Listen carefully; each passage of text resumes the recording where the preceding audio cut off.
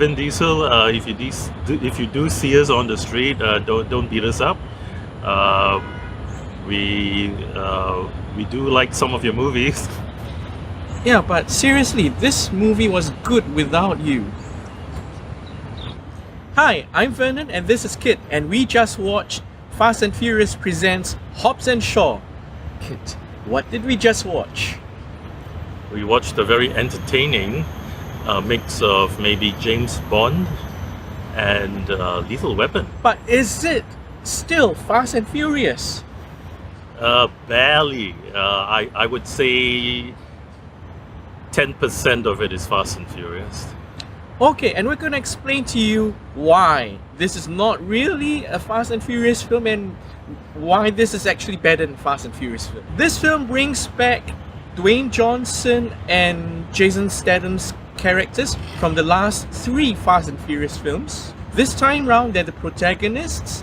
This time round, they're the ones who come up against the bad guys, steal the bad guy stuff, go to war with the bad guys. One of the ways in which this movie is similar to the other Fast and Furious movies is that it talks about family. But more importantly, there are a series of heists involving fast vehicles. But in terms of entertainment, I would say that it's more the chemistry between Dwayne Johnson and Jason Statham. Yeah, because now the cast has been drastically shrunk down from Vin Diesel and his 7 minions or 6 minions to just Dwayne Johnson and Jason Statham, who in this film don't like each other, hate the guts out of each other and exchange, insults at each other all the time. In other words, it's the return of the 1980s buddy movies. The genre probably started off with Lethal Weapon with Danny Glover and Mel Gibson.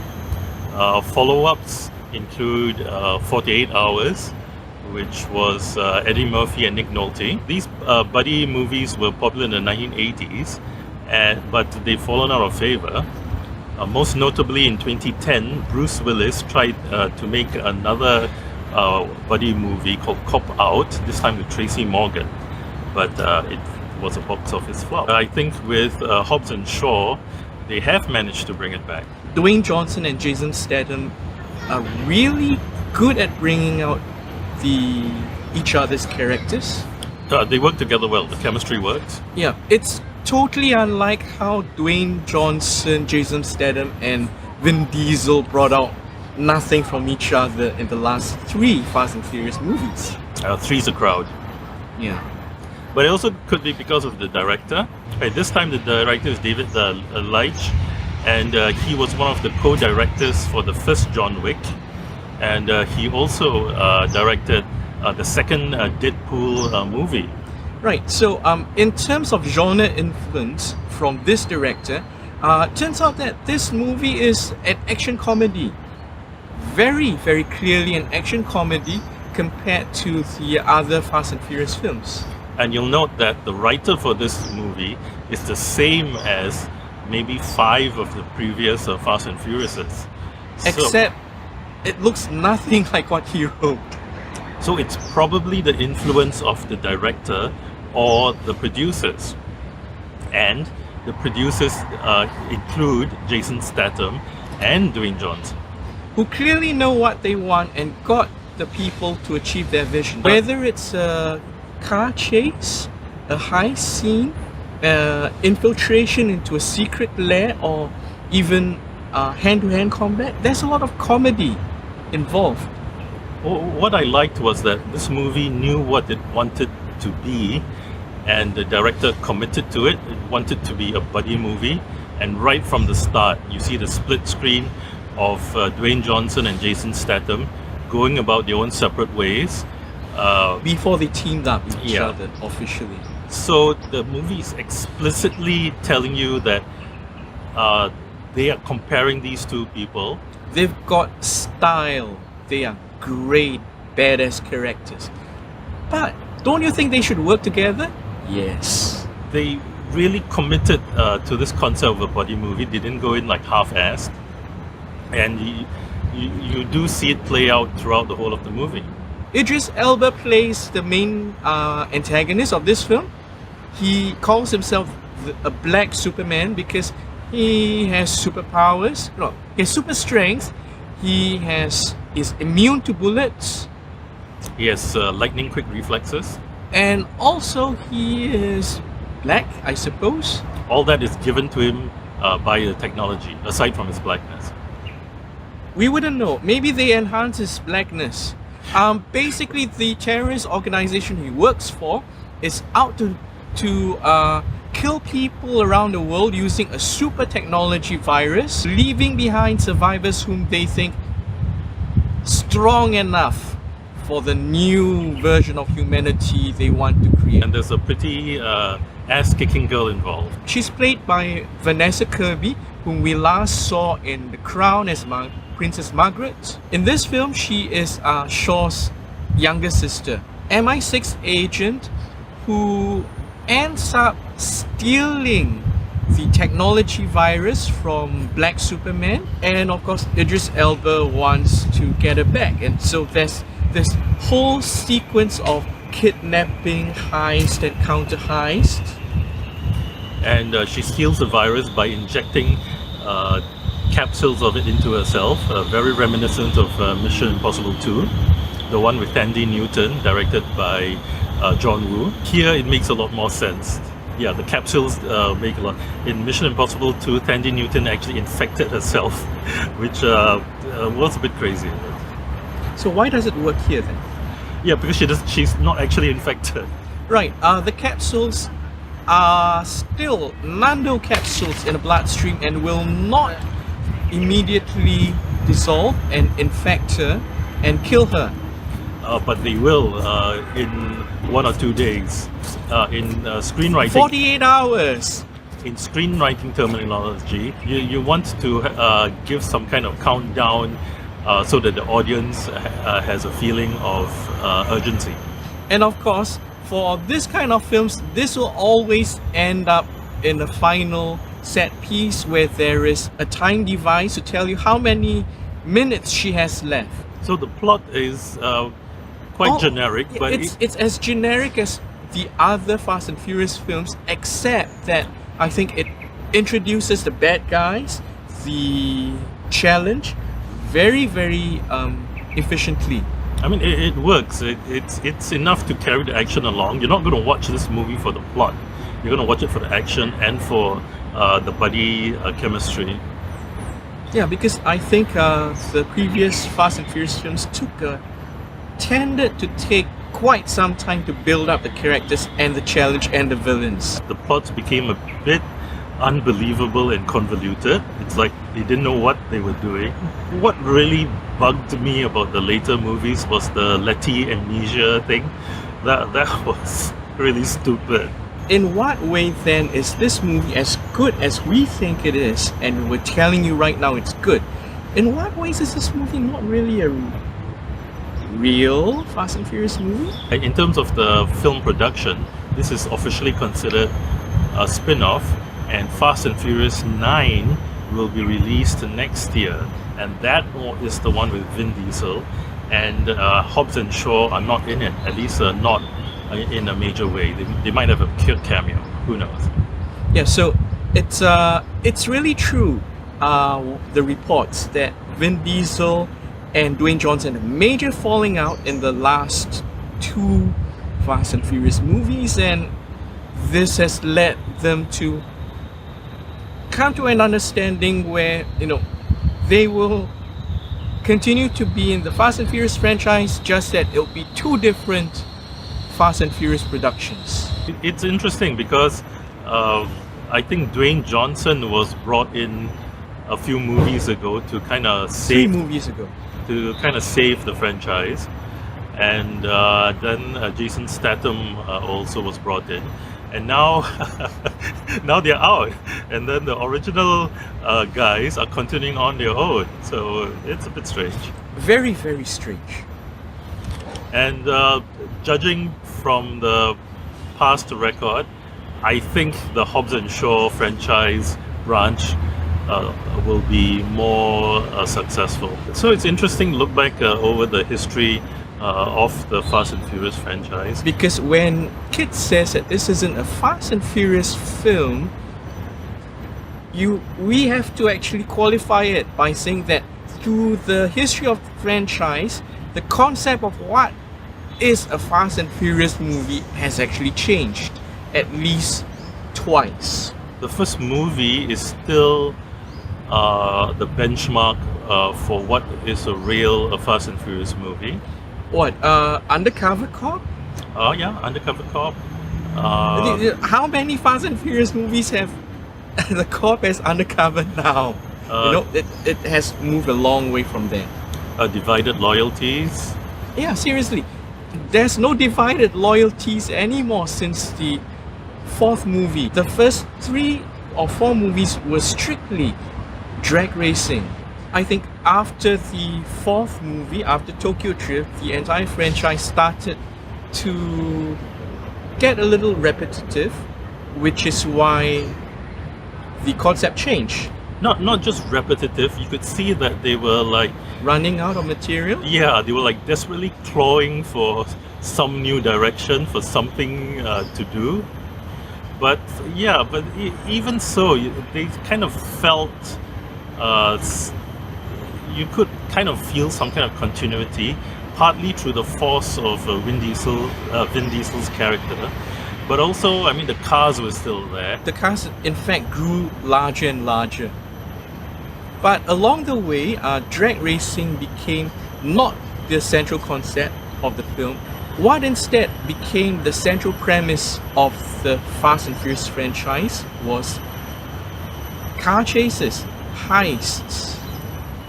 But it's still cars. I mean, if you're a Yeah, but car cars made for totally different purpose, narratively speaking, and genre-wise. You could possibly argue that Fast and Furious, after the first 3 films, changed genres once in Tokyo Drift, changed genres again after Tokyo Drift. I would have to really like stop and think to analyze it. Aside from that, I would just see it as, you know, Vin Diesel with fast cars. You know? Yeah, it really became a franchise where the central premise was Vin Diesel, fast cars, go!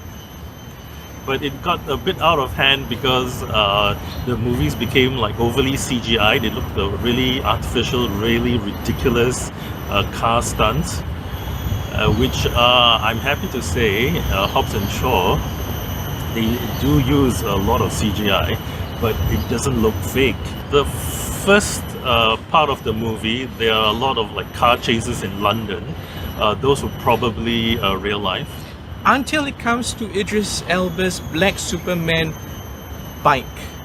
That, I think, is CGI. Would you agree? Probably. Yeah, the bike kind of transforms and it balances itself without a rider. They've actually made motorcycles like that in real life. What was the mortality rate like? I don't know. Along the way, the original Fast and Furious films moved from straight up drama to somewhat comedy, especially after they added Ludacris into the cast. Because he was the one character who you could be sure would deliver several funny lines to lighten the situation. I don't think he had enough screen time to really tip the balance. In fact, I don't think anyone had enough screen time to tilt the balance away from Vin Diesel. As far as we know, there aren't that many franchises that are as long-lived or have had that many entries as Fast and Furious and yet have retooled themselves and reconceptualized themselves over their run. The only franchise we can sort of fit to what Fast and Furious is currently doing with its retooling is Mission Impossible. You could see how the emphasis changed through multiple directors. Right. For example, in the early films, Tom Cruise is clearly the main character that anyone could care about. And then halfway through, they started to bring up the other members of the gang to try and make it more of a group thing. They also upped the comic quotient, so now it's an action comedy rather than a straight up action thriller. And they embraced the notion that Ethan Hunt was slightly crazy and would try and do impossible things. Whereas he was just, the typical action guy who is expected to do impossible things in the first few films. Halfway through, they suddenly realized what genre they should really be in, what kind of characters they're supposed to tell stories about, and then they found their footing halfway. Whereas in Fast and Furious, they tried to transplant some characters into it, and then they realized that, oops, these guys are actually in their own other genre. We should kick them back out and form their own sub-franchise, and we will continue our way fumbling around. Looking for a solution which worked, but we kind of rejected because allegedly the stars couldn't work together.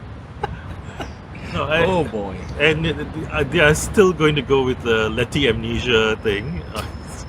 Yeah, that was one of the weirder off-center stuff that this franchise could come up with. I mean, I can kind of forgive Tokyo Drift for suddenly transplanting us into the near future out of Chronological sequence. into a totally different genre with totally different cast of characters, totally different protagonists. But the amnesia thing tops that.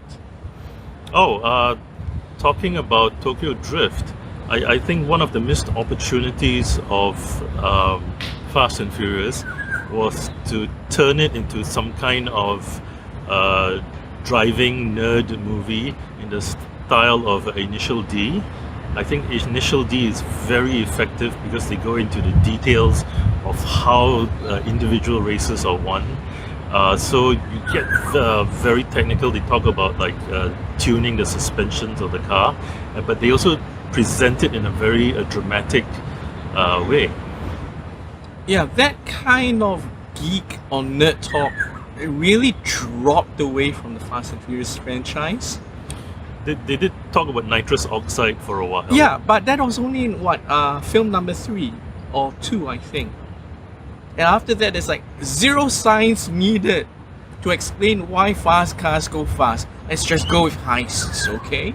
And now it's time to nitpick the movie because that's why you watch us. It starts off already with some issues.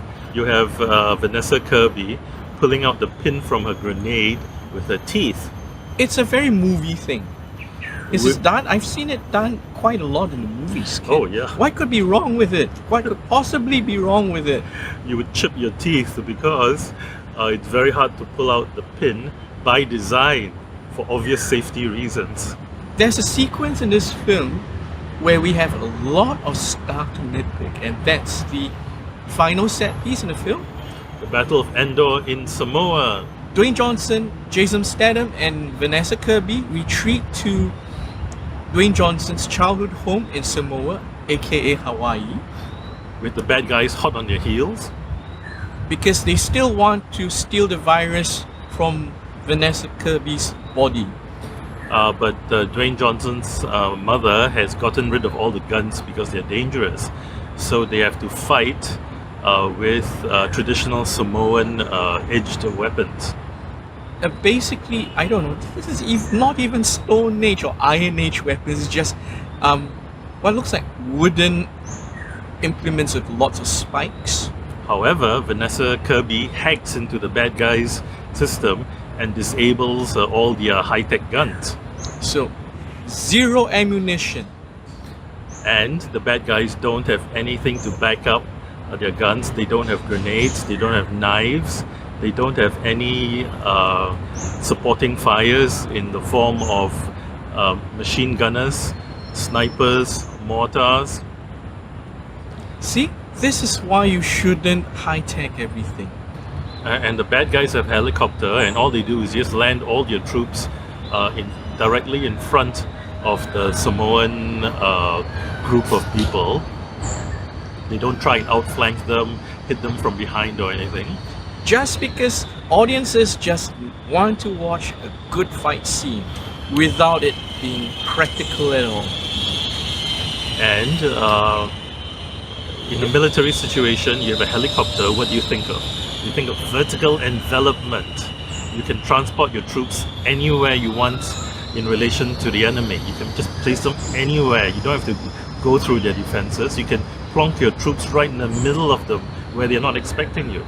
Yeah, and in fact, this film or this set piece takes place in what is expressively designed to be a, hey, this is where I will meet you and we will have a hand-to-hand battle. Oh, kind of like the Iron Age battles. But this situation is so weird to me because they're fighting in a battleground that's right in front of a very easily defended Samoan tower of sorts. It's like could function as a castle. And you know what people do when they have a castle in a battle? They don't go out and fight the people who are sieging the castle. Oh, actually, they do. Yeah, they only do that after the invaders are weakened. When they think they have an advantage, an opportunity. Yeah, but presumably Vanessa Kirby's ridiculous plan works because number one, they probably know for sure the high-tech company terrorists have zero idea of how to take the castle without their high-tech weapons. But anyway, even with all these issues, it kind of works because it kind of fits in with the tone of the rest of the movie. You don't really take it seriously. You know you're there just for fun. Yeah, whereas for some of the for some set pieces in the main Fast and Furious franchise, I kept scratching my head and saying, this scene looks ridiculous, come on. It's like, remember the one where the Jeep took out an airplane carrier? No, but it worked very well in Die Hard 4. So Yeah, but that was John McClane. This one had Elsa Pataki trying to pull it off and she died. The character died. I think that was only a second movie and they killed her off immediately after that. So we think this film, although not a classic Fast and Furious film, is good enough, it's entertaining enough, and it's better than the previous few Fast and Furious films. I'd say it's definitely worth your money, but unfortunately, I don't think anyone will remember it in 10 years. There are a few practical jokes that Dwayne Johnson and Jason Statham play on each other as part of their rivalry in this film, which I think you remember and regret remembering after 10 years. So Vin Diesel, if you do see us on the street, don't beat us up. We do like some of your movies. Yeah, but seriously, this movie was good without you. So that's all we got, and we'll see you next week. Bye.